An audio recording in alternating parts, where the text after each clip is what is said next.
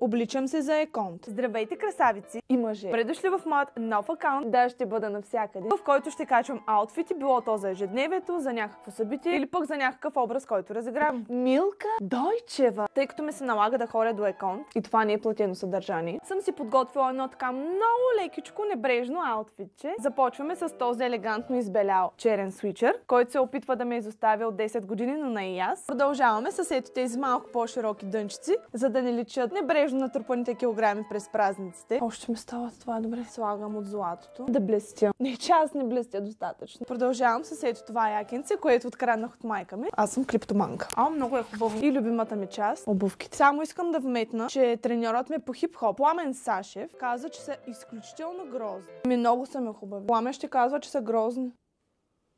Къде отиваш, бе, младеж? Продължаваме с ето тази чантичка. След като прибрах всичко друго в чантата си, но не и пари, е ред за последни щрихи. Дигаме качулката, слагаме очилата, за да не ни разпознават феновете по улицата. И понеже съм си драма куин, слагаме ето тези ръкавички. Ръцете ми ли са надебелели? Вече съм пред еконт в целият си блясък.